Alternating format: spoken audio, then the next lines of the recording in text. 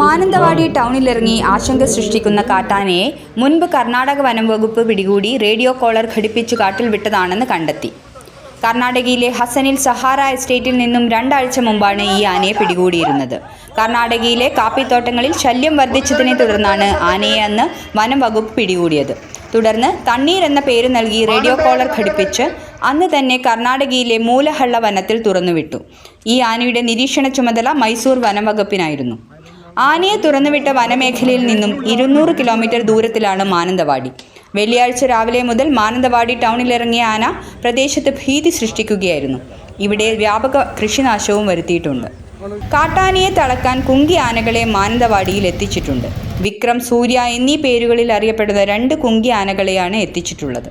മാനന്തവാടി ടൗണിൽ നിരോധനാജ്ഞയും പ്രഖ്യാപിച്ചിട്ടുണ്ട്.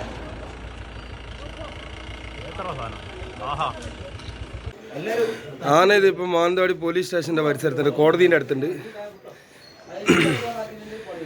Traffic police സ്റ്റേഷൻ്റെ മേലെയുള്ള റോട്ടിൽ കൂടെ നടന്നു പോകുന്നുണ്ട്.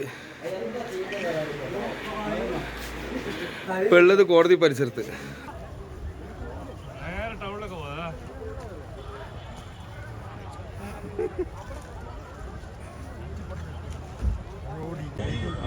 കാണാത്തവർക്ക് ഇപ്പൊ കാണാം.